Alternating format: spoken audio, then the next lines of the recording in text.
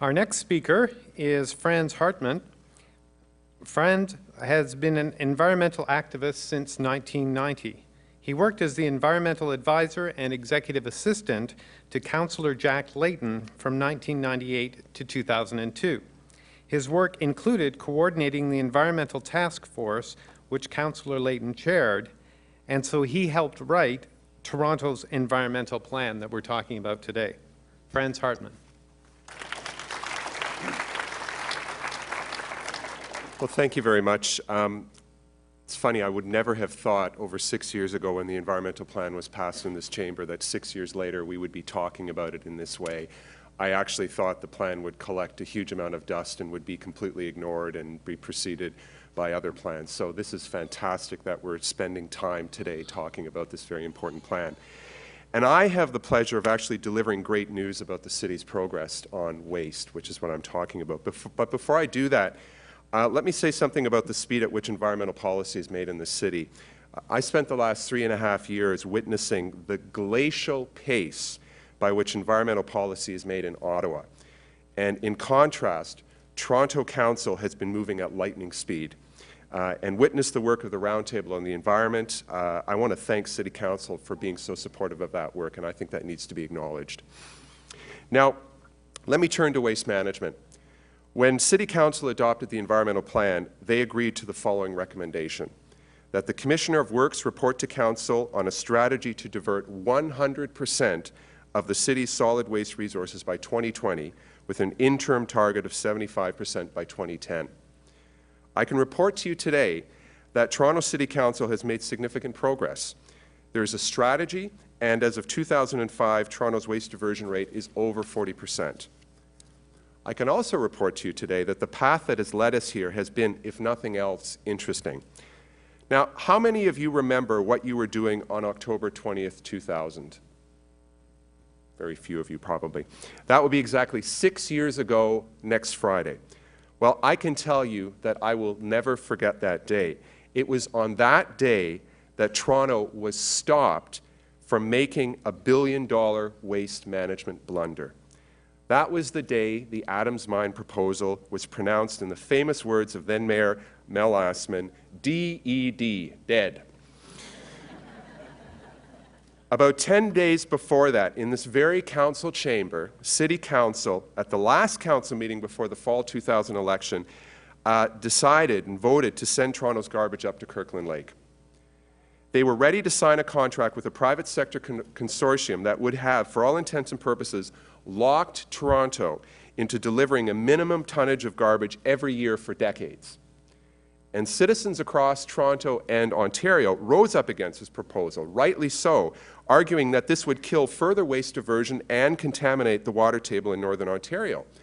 But a majority of city councillors, led by Mayor Lassman, ignored these protests and directed city staff to close the deal. Thankfully, Council had passed a motion instructing city staff to remove what became known as the unavoidable cost clause from the contract. Otherwise, had this clause not been reduced or removed, taxpayers would have been on the hook for a lot more money than the already high $1 billion cost. The good news for Torontonians, indeed for the entire country, was that Waste Management Inc. refused to get rid of the unavoidable cost clause, and so they walked away from the table.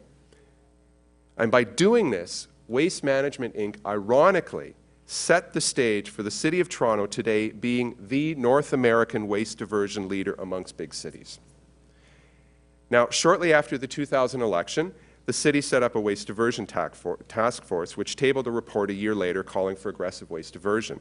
And thanks to the courage, and I want to acknowledge the courage of the last council, the city acted on these recommendations and is today on the right path towards meeting the waste diversion targets set out in the environmental plan.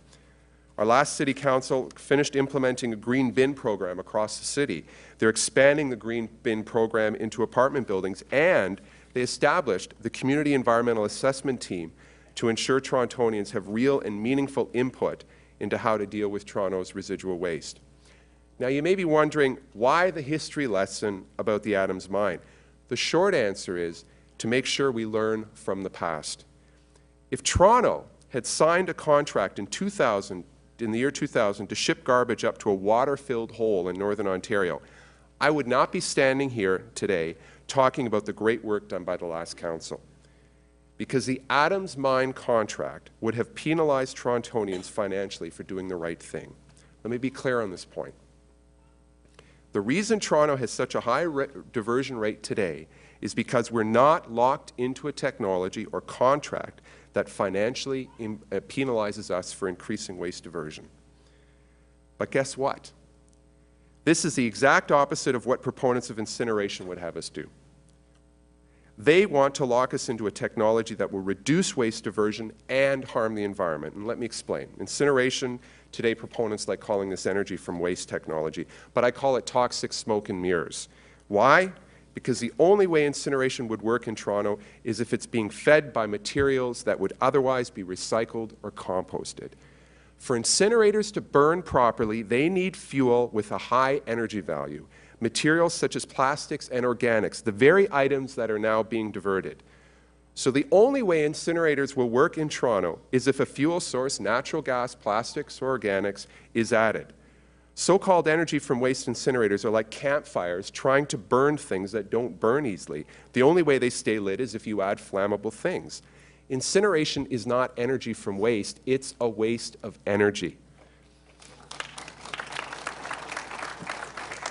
And incineration doesn't divert garbage, it burns organics and plastics. And just as the Adams mine would have hurt waste diversion, incineration will hurt waste diversion. And guess what happens when plastics and other wastes are burned in an incinerator, even in so-called cleaner incinerators? Toxic dioxins are released into the air, greenhouse gases are emitted into the atmosphere, and toxic residue needs to be released into needs to be landfilled.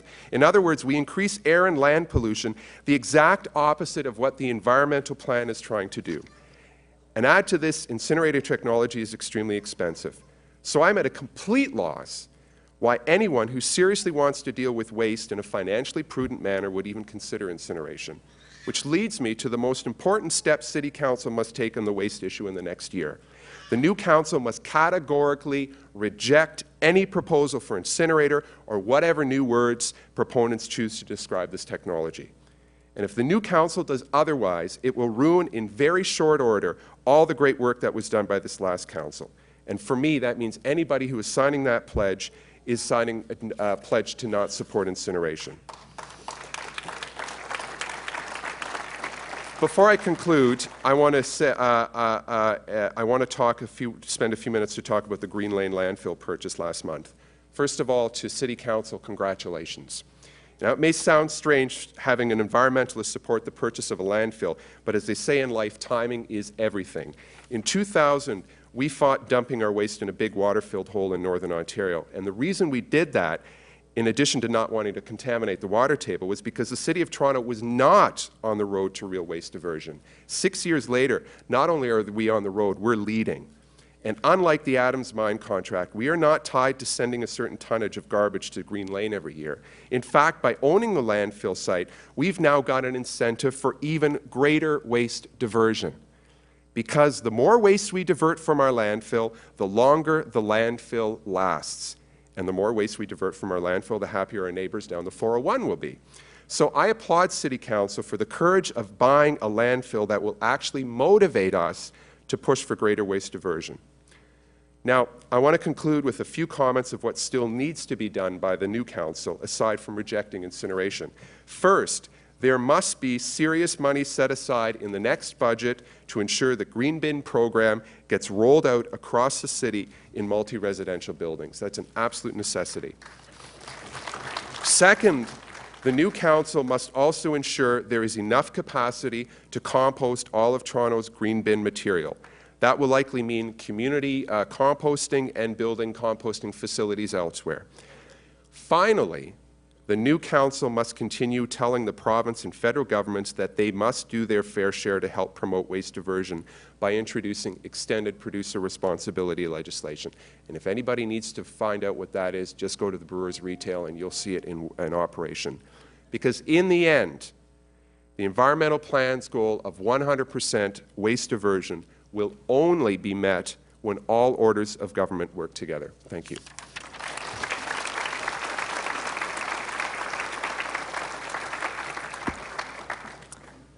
Thank you, Franz.